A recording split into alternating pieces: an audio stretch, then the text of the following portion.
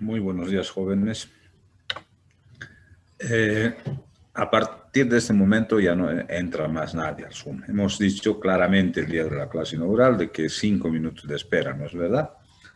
Otra cosa que quería recordarles que el link, que su compañera parece que se ha olvidado, que le había dicho que el link va a ser para todo el año.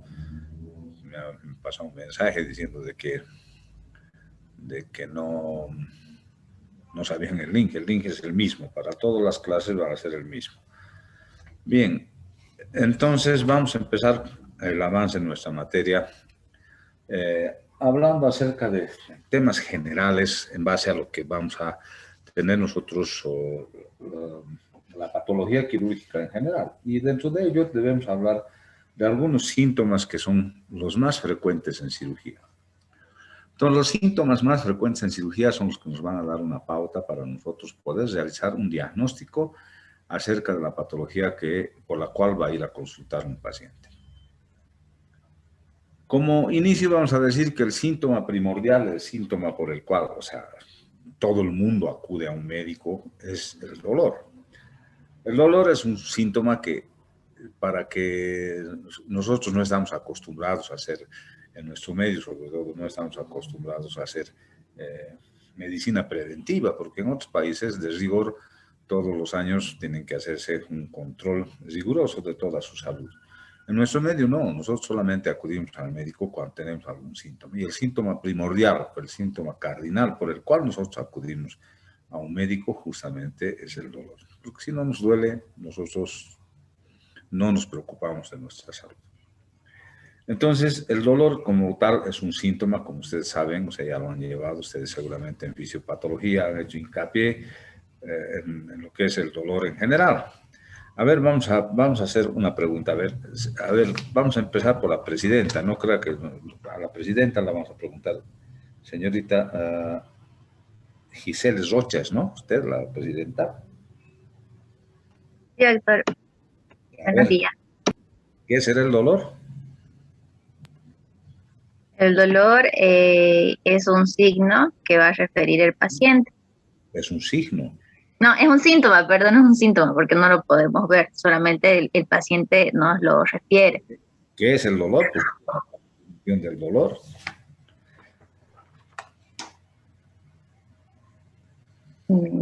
Murió la flor. ¿Qué? Murió la flor, ¿no? Bueno, a ver, escúchenme, ya les he dicho, primero una cosa que quiero decirles es que la asistencia es libre, ¿no es verdad? No es obligatoria. Por tanto, entonces, en este momento hay 41 participantes en sala. No sé quiénes estarán en sala, ni tampoco voy a llamar lista, ni nada de esas cosas, porque no es mi costumbre llamar lista. De todas formas, en algunos temas vamos a hacer algunas preguntas dirigidas, pero eso no quiere decir que yo les estoy yendo a como les digo, a molestar a los alumnos con preguntas. Más bien, yo digo siempre a mis alumnos, les digo, cuando no les pregunte nada, preocúpense. Si les pregunto algo, quiere decir que me interesan todavía como alumnos, ¿no? Me interesan como alumnos, porque si no les preguntan es que me interesa, así que pasen como sea, sin saber nada. A ver, indistintamente vamos a ver, ¿qué dice? A ver, Otondo, ¿está en qué llama en sala? Buen día, doctor. Sí. A ver, ¿qué será el dolor, Otondo? Es un síntoma, doctor, que bien decía mi compañera, es un síntoma que solo el paciente nos va a indicar que lo siente. En realidad es una sensación que él tiene. Bueno, o sea que yo quiero que me digan pues el concepto, qué es el dolor. A ver, a Jacopa. ¿Están aula? ¿Están en sala? No. Berríos Ticona.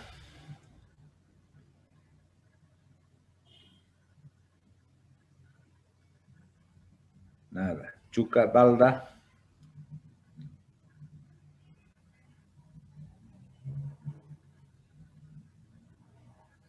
Nada. Lo que pasa es que no se escondan, muchachos, no se escondan porque la verdad es que eso es malo. Deme un segundito, por favor. Hola, Flaco. ¿Qué dices, hermano? ¿Sabes qué ha pasado? Estos residentes y los médicos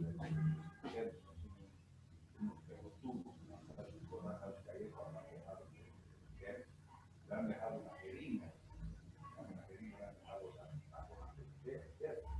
Entonces, ¿qué va a dejar en la noche? No le han contado a la que ha hecho una presión y ya ha salido. Ha pateado la presión de adentro y ya ha salido. O sea, el paciente está histérico con un severo, con 30. Entonces, ahora a las 11:30 van a entrar a recuperar a la base, para los sexos, no volver a poner que voy, en la joven.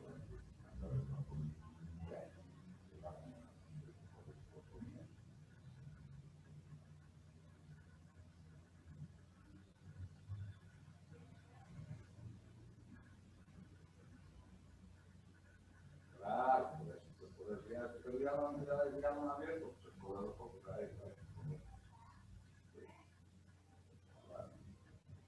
Yo te voy a avisar a ver qué pasa, seguramente me van a comentar, ¿listo? Eso es lo que ha pasado, no nos habían dejado tapado el que ya no han dejado tapado. Y un kilómetro armado también en cirugía, porque no lo tapado. Oswald Enríquez está. No, menor que nosotros. Ya yo te aviso cualquier cosa. Ya, chao, chao.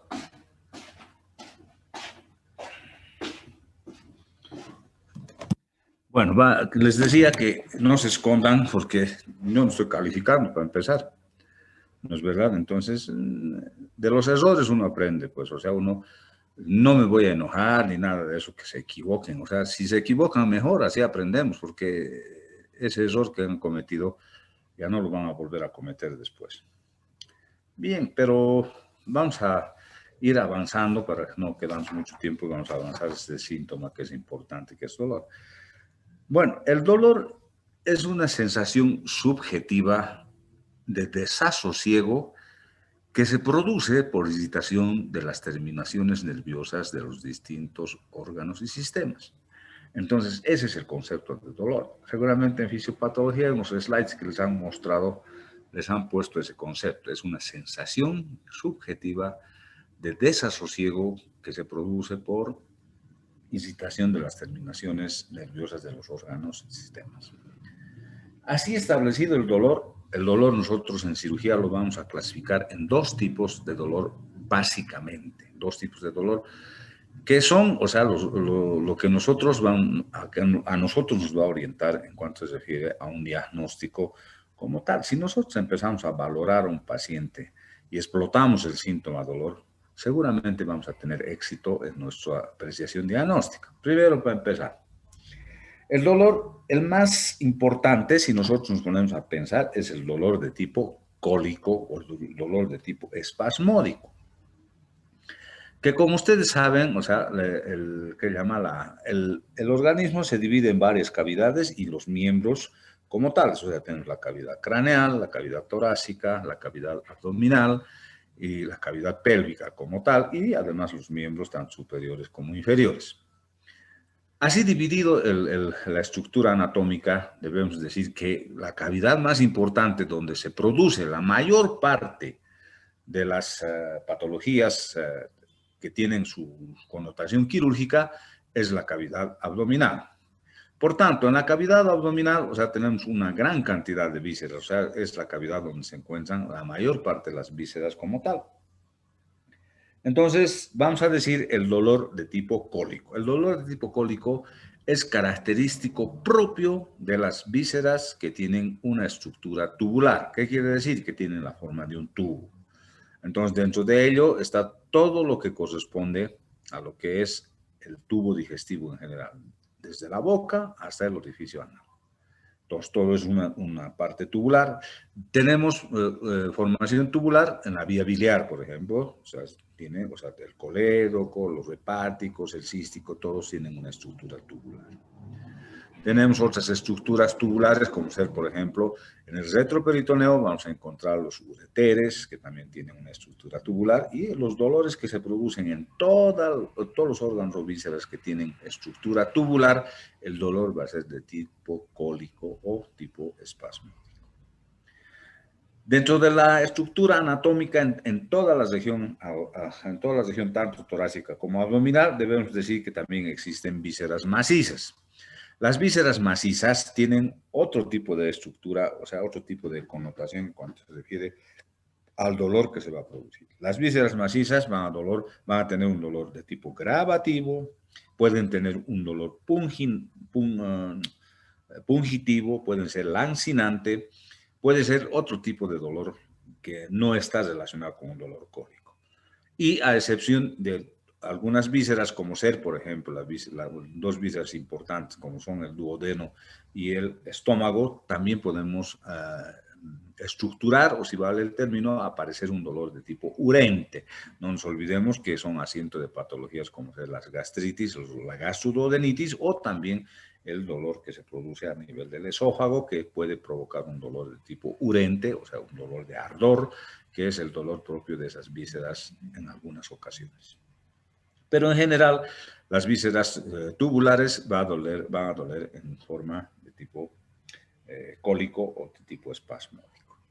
Bien, así estructurado el tema de dolor, nosotros fácilmente podemos llegar a un diagnóstico, porque si nosotros nos ponemos a pensar en el tema dolor y hacemos un análisis del dolor, vamos a ver que es importante conocer sobre todo la anatomía. Y a ustedes seguramente les han enseñado la parte semiológica y yo estoy seguro que han aprendido bien la semiología. Si nosotros vamos a representar esto, que es la cavidad abdominal, que es donde hemos dicho, donde asienta con mayor frecuencia, o sea, la patología quirúrgica en general. Entonces, hacemos una línea medio clavicular a ambos lados. Hacemos una línea que pase por los rebordes costales y hacemos una línea que pase por las espinas ilíacas anterosuperiores. Entonces, esto nos va a dividir el abdomen en varios segmentos. No vamos a llamar cuadrantes, porque ustedes cuando les pregunto me dicen cuadrantes. Cuadrante viene de 4, y aquí no son 4, son 9, ¿no es verdad? Entonces vamos a hablar de segmentos. El abdomen se divide de esta forma en 9 segmentos. A saber, el hipocondrio derecho, epigastrio, hipocondrio izquierdo, flanco derecho, mesogastrio, flanco izquierdo, fosa ilíaca derecha, hipogastrio y fosa ilíaca izquierda. Entonces, ¿para qué dividimos de esta forma el abdomen? ¿Para qué lo vamos a dividir así? Si nosotros lo dividimos de esta forma es porque si nosotros tenemos un paciente, por decirles, doctor, o sea, va a la consulta y nos dice, tengo dolor, me duele. ¿Cómo le duele, señor? Me duele como si me retorciera. Entonces es un dolor espasmódico, ¿no es verdad? Entonces, espasmódico. ¿Dónde le duele, señor? Y él señala una parte del abdomen, ¿no es verdad? Nos va a señalar una parte del abdomen. Entonces, si nos señala, por ejemplo, por decirles el hipocondrio derecho, aquí está el hipocondrio, señala, aquí me duele, doctor, me duele como si me retorciera. Entonces, nosotros tenemos que valorar, o sea, qué órganos se proyectan hacia la región del hipocondrio derecho, hacia la pared del hipocondrio derecho. Entonces, vamos a ver que una víscera que es importante va a ser, aquí está el ángulo hepático del colon, ¿no es verdad? Tenemos también una víscera maciza que es el hígado. Y aquí está la vía biliar que es tubular. Entonces, por frecuencia, nosotros vamos a presuponer si le duele en tipo cólico y ya después investigaremos si tiene algún antecedente cuando estemos avanzando el tema. Entonces, por frecuencia vamos a pensar en que el dolor de tipo cólico referido en hipocondrio derecho va a ser a nivel de lo que es la vía biliar, probablemente. Por tanto, entonces, si nosotros proyectamos, o sea, la sensación de dolor que va a tener el paciente hacia la pared abdominal, vamos a encontrarnos con que el diagnóstico va a ser más fácil, nos va a orientar fácilmente a un diagnóstico. Si nos dice el paciente me duele aquí, nos señala el flanco aquí, el flanco derecho, ¿qué vamos a pensar si nos señala el flanco derecho? Me duele cólico, me duele como si me retorciera, me duele aquí en esta parte. Entonces, la proyección anatómica, ¿cuál va a ser? Hacia la pared abdominal. ¿Qué víscera va a estar proyectada hacia la pared abdominal? A ver, vamos a de nuevo a preguntar a alguien. A ver, Encinas Mercado. Doctor. A ver, si el paciente nos dice me duele aquí en el flanco derecho, en la parte que se llama de tipo cólico, ¿qué vísceras estarán proyectadas hacia la pared abdominal? Está el asa ascendente del colon. Allá. Entonces estará el colon ascendente, ¿no es verdad? ¿Qué más?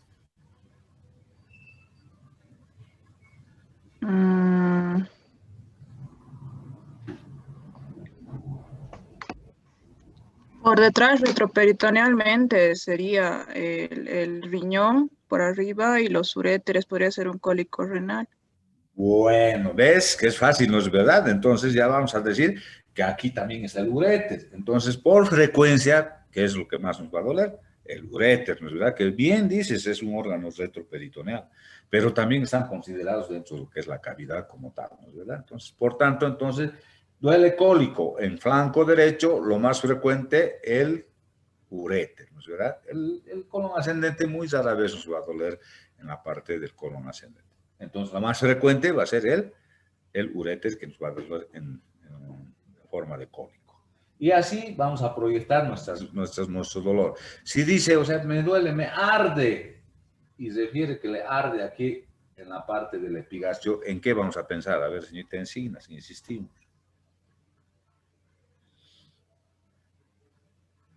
En el epigastrio sería el estómago. El estómago. Hace rato decíamos que el dolor de tipo urente es propio de ¿qué? Del esófago, estómago y el duodeno, ¿no es verdad? Entonces son características es un dolor característico propio de este tipo de vísceras. Por tanto, entonces, a este nivel, si nos duele, dice urente, que le arde, estamos pensando en que el dolor ese urente procede de una víscera que es el estómago, ¿no es verdad?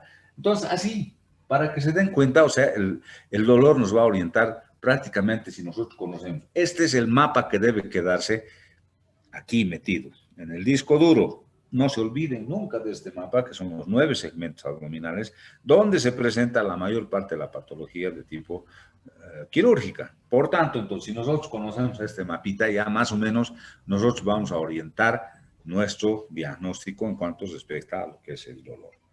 Si duele en forma gravativa en el hipocondrio izquierdo, vamos a pensar en qué, en que está doliendo que el vaso, ¿no es verdad? El vaso duele solamente cuando se distiende la cápsula esplénica, ¿no es verdad? O sea, cuando se distiende la envoltura que tiene el vaso, entonces lo propio en el hígado. El hígado duele solamente va a doler en forma gravativa, pungitiva, puede doler lancinante cuando se distiende la cápsula de Gleason en el hígado. Lo propio ocurre en lo que es el vaso en general. Como ven, resulta fácil pues la medicina, ¿no es verdad? O sea, no es nada difícil si nosotros orientamos nuestro síntoma importante que hemos dicho, que es el más importante de todos los síntomas que ustedes van a colegir, es el síntoma dolor.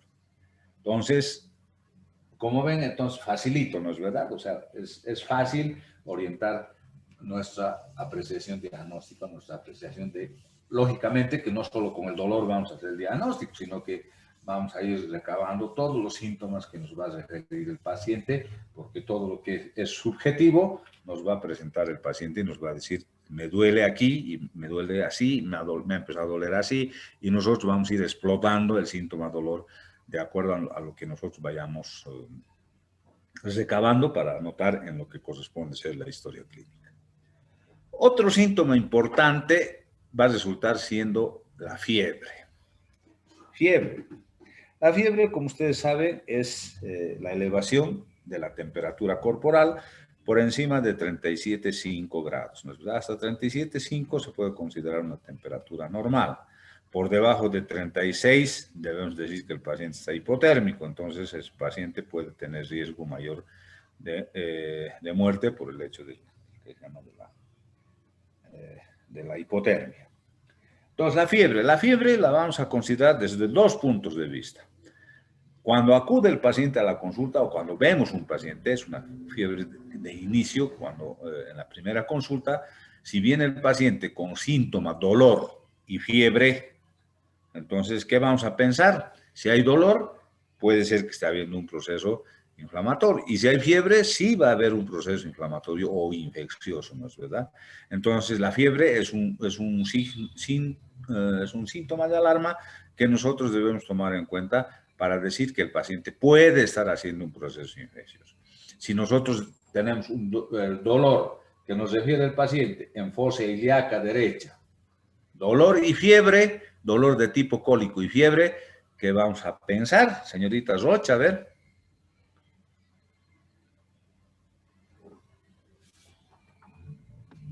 Perdón, doctor, ¿me podría repetir? Es que no la atendí. Llegó mi mamá y me estaba hablando.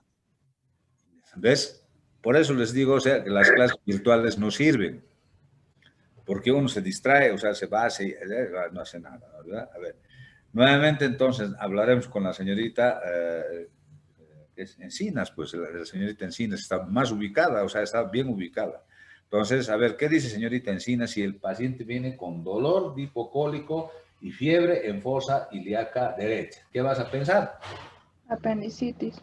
Lo más frecuente, ¿no es verdad? Una apendicitis aguda. ¿Ven? Cómo nosotros ya vamos orientando nuestro diagnóstico en base a los síntomas que el paciente nos va presentando.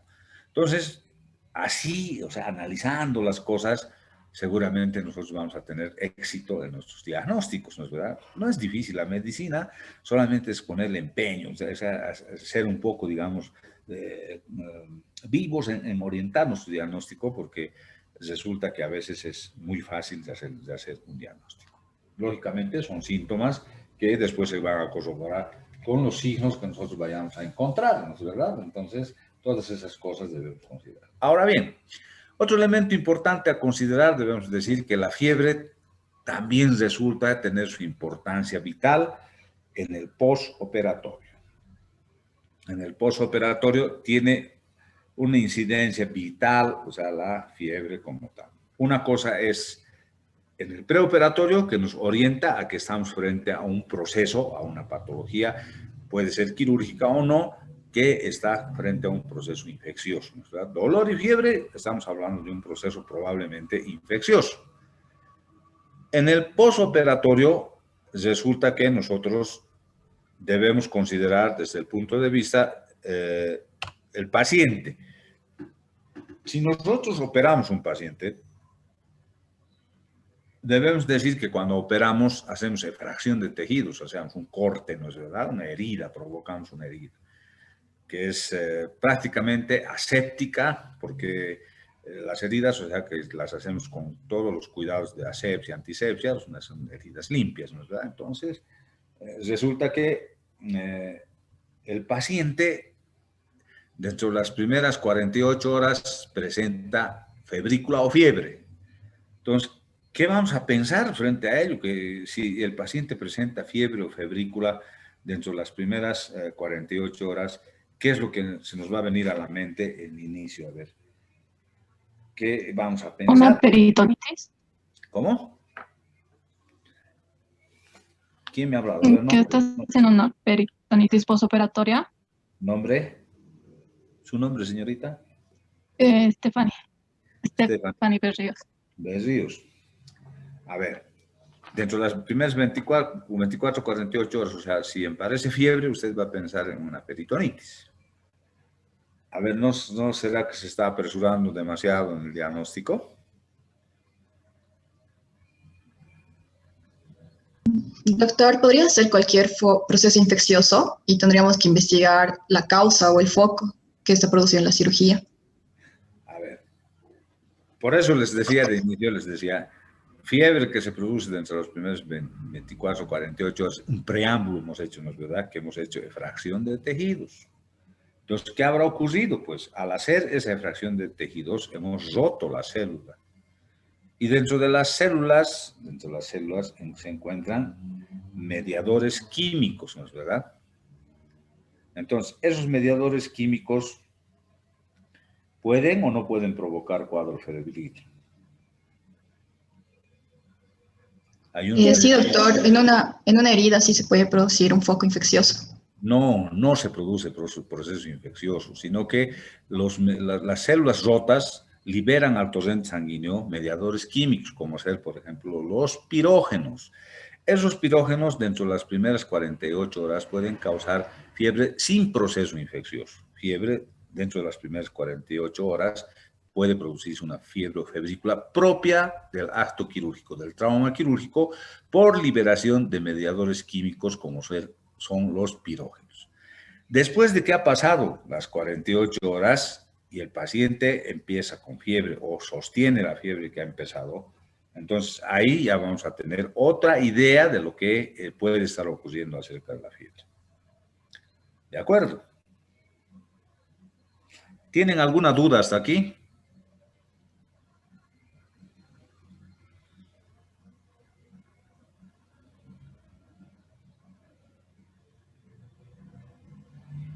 No, doctor, todo está claro. Todo está claro.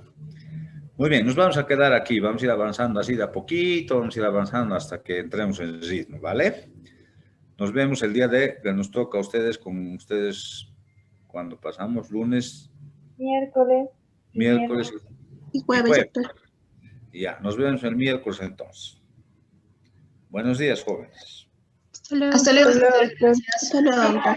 Gracias. Hasta luego, doctor.